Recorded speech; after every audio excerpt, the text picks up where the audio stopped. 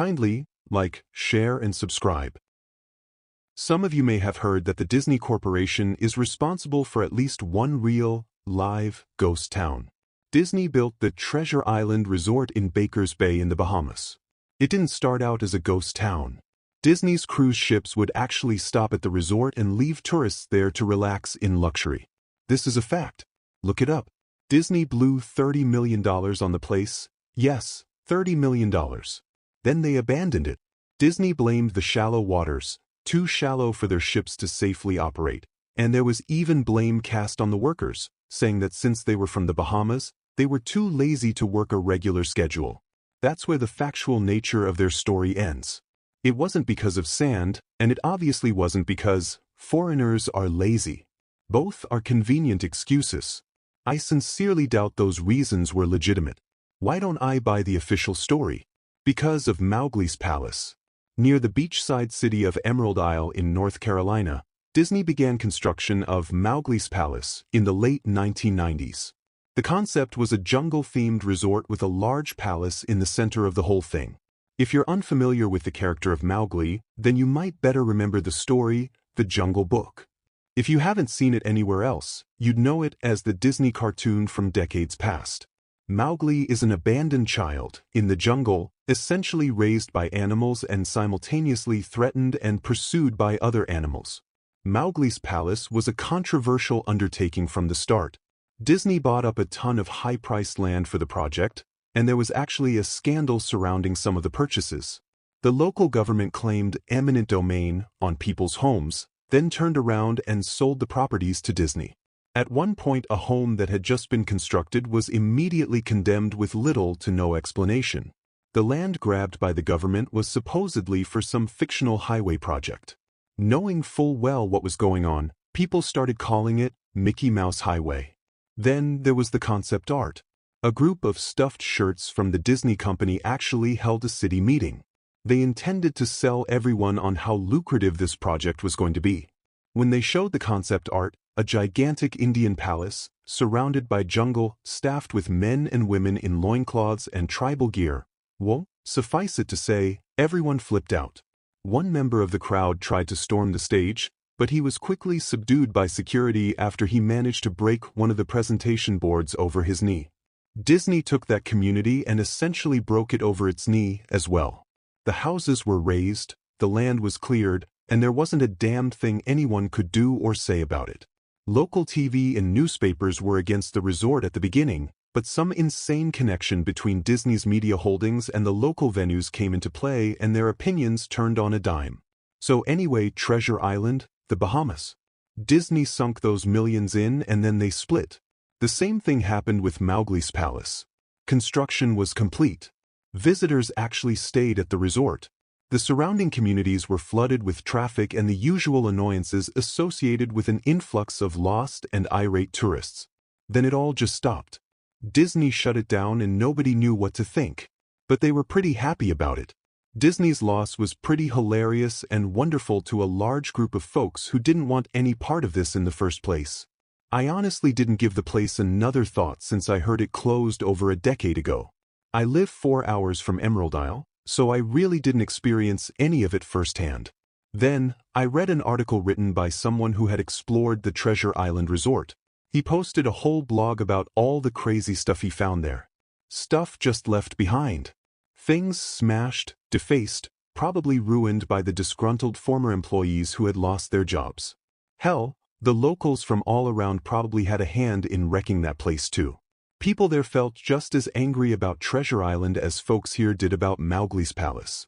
There were also rumors that Disney had released their aquarium stock into the local waters when they closed, including sharks.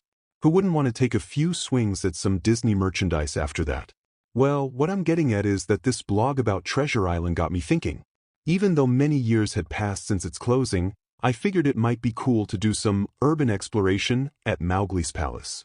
Take some photos, write about my experience, and probably see if there was anything I could take home as a memento.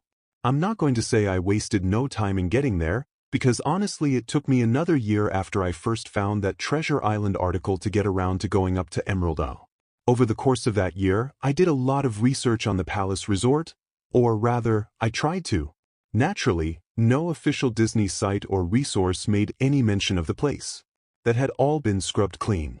Even odder, however, was that nobody before myself had apparently thought to blog about the place or even post a photo.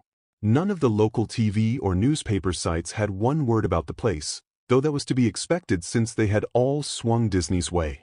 They wouldn't be out there showing off their embarrassment, you know? Recently, I learned that corporations can actually ask Google to remove links from the search results, basically for no good reason. Looking back, it's probably not that nobody spoke of the resort, but rather their words were made inaccessible. So in the end I could barely find the place. All I had to go on was an old map I'd received in the mail back in the 1990s. It was a promotional item sent out to people who had recently been to Disney World, and I guess since I had been there in the late 80s, that was recent. I didn't really intend to hang on to it. It just got shoved in with my books and comics from my childhood. I'd only remembered it months into my research, and even then it took me another few weeks to locate the storage bin my parents had shoved it all into. But I did find it.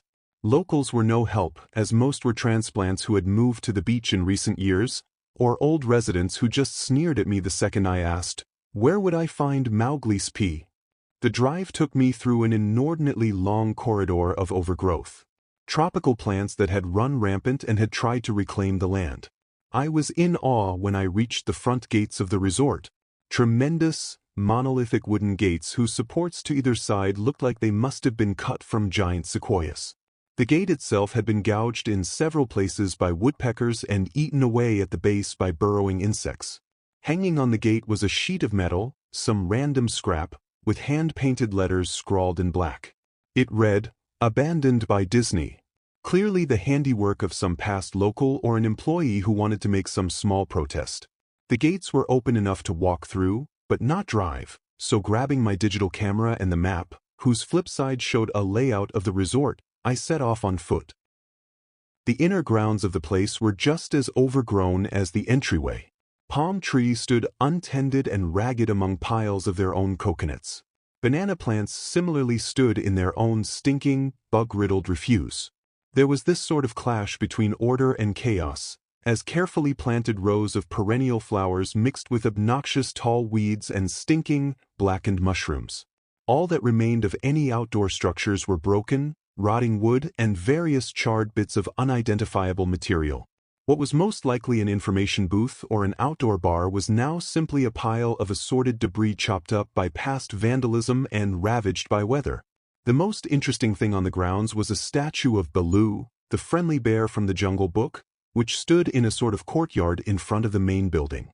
He was frozen in a jovial wave toward no one, staring into empty space with a silly, toothy grin as bird poop covered whole swaths of his fur, and vines ensnared his platform.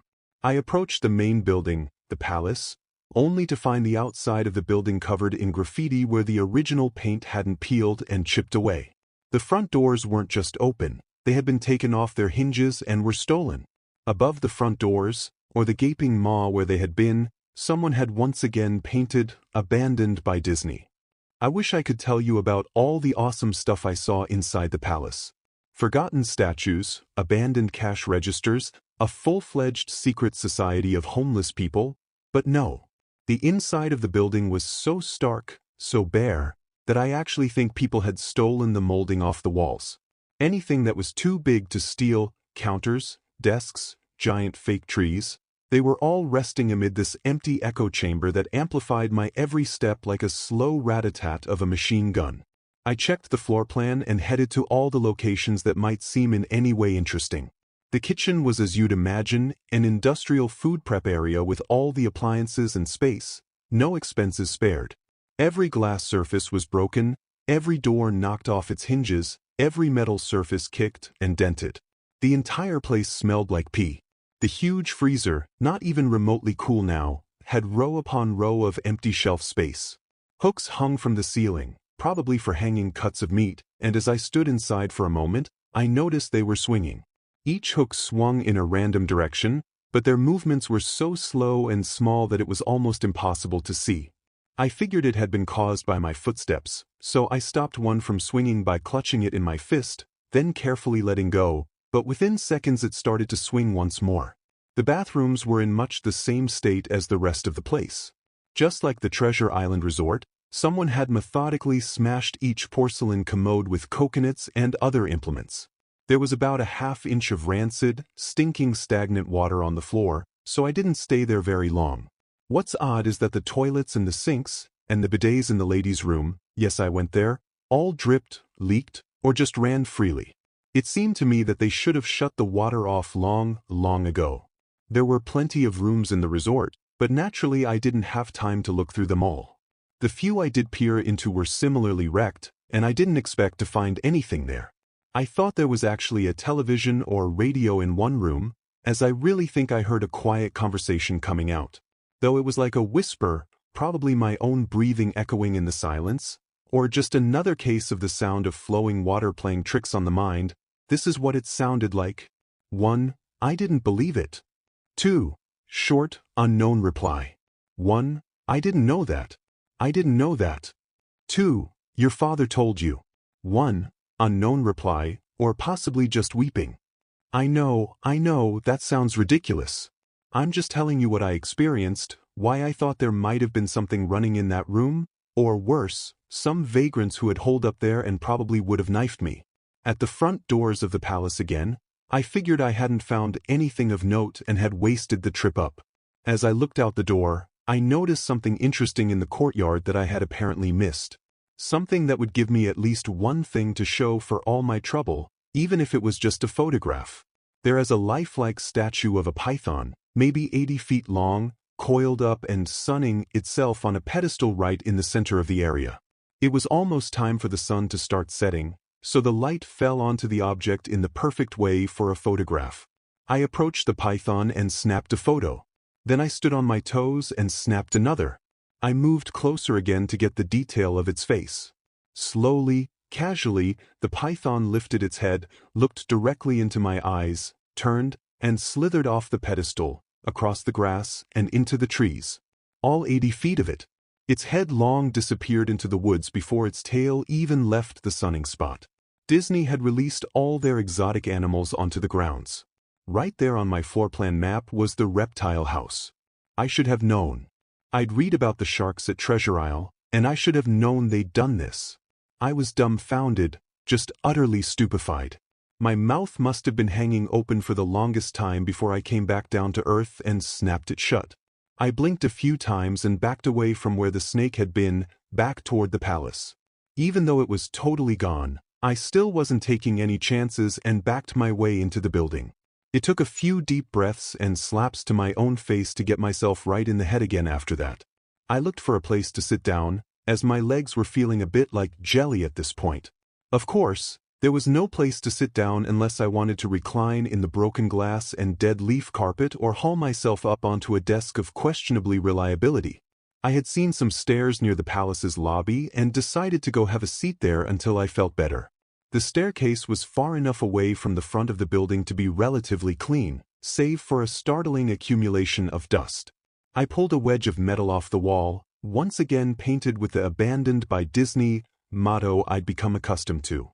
I placed the wedge on the stairs and sat on it to keep at least somewhat clean. The stairway led downward, below ground level. Using my camera flash as a sort of improvised flashlight, I could see that the staircase ended in a metal mesh door with a padlock. A sign on the door, a real sign. Read, "Mascots only." Thank you. This perked up my spirits a little bit, for two reasons. 1. A mascots-only area would have definitely had some interesting stuff back in the day.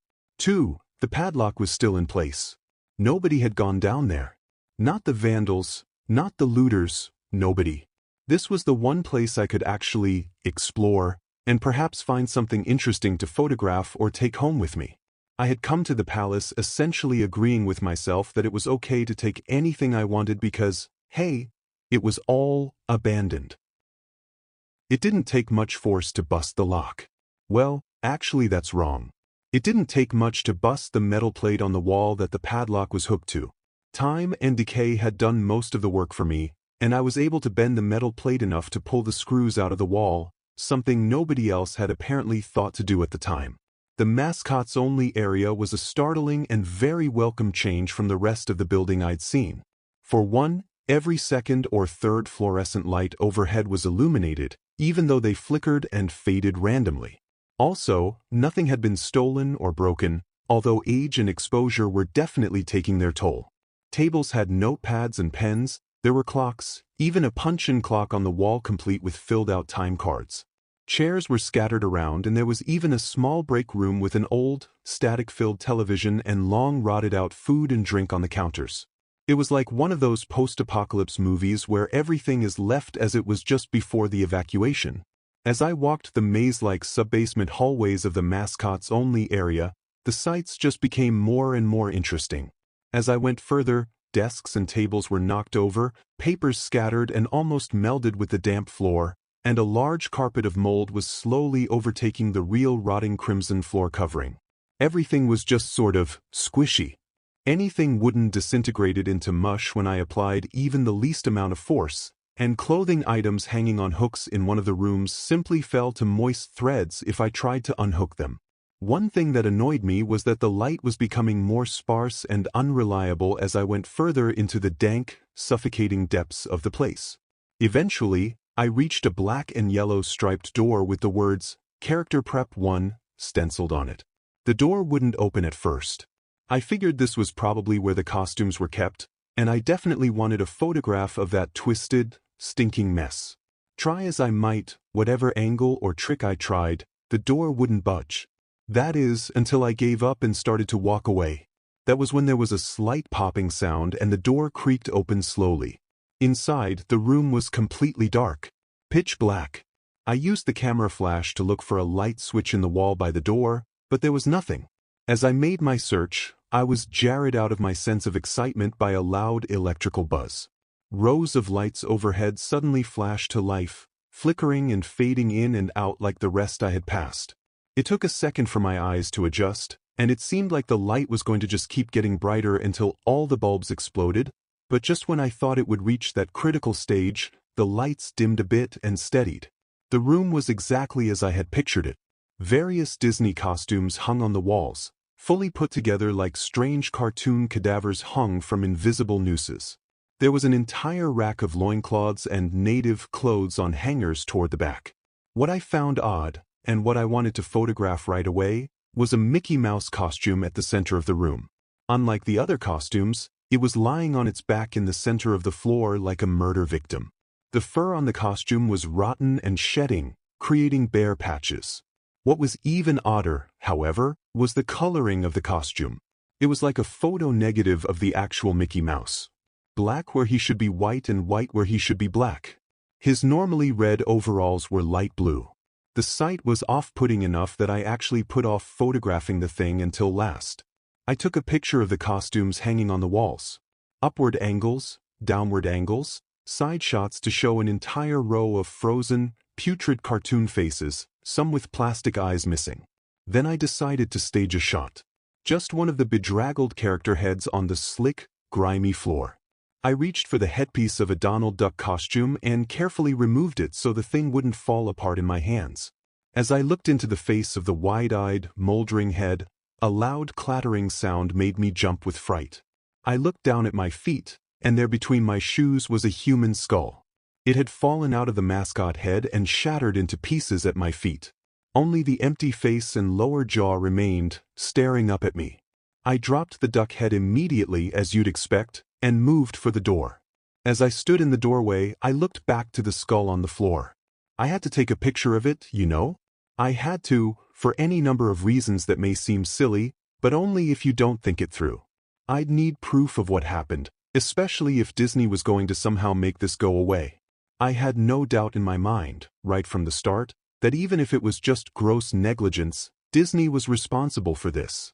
That's when Mickey, that photo negative, opposite Mickey in the middle of the floor, started to get up. First sitting up, then climbing to its feet, the Mickey Mouse costume, or whoever was inside of it, stood there at the center of the room, its fake face just staring directly at me as I mumbled, "No," over and over and over. With shaking hands, a violently thrashing heart, and legs that had once again turned to jelly, I managed to lift the camera and aim it at the opposite creature now quietly sizing me up. The digital camera's screen displayed only dead pixels in the shape of the thing. It was a perfect silhouette of the Mickey costume. As the camera moved in my unsteady hands, the dead pixels spread, marring the screen wherever Mickey's outline moved to. Then the camera died, went blank and quiet and broken. I raised my eyes once again to the Mickey Mouse costume. "Hey," it said in a hushed but perfectly executed Mickey Mouse voice. "Want to see my head come off?" It started to pull at its own head, working its clumsy, glove-clad fingers around its neck with clawing, impatient movements similar to a wounded man trying to pull himself free of a predator's jaws. As it worked its digits into its neck, so much blood, so much thick, chunky yellow blood. I turned away as I heard a sickening tearing of cloth and flesh. I only cared about getting away. Above the doorway outside this room, I caught a glimpse of the final message that had been clawed into the metal with bone or fingernails. Abandoned by God. I never got the pictures out of the camera. I never wrote the blog entry about it. After I ran from that place, fled for my sanity if not my very life, I knew why Disney didn't want anyone to know about this place. They didn't want anyone like me getting in. They didn't want anything like that getting out.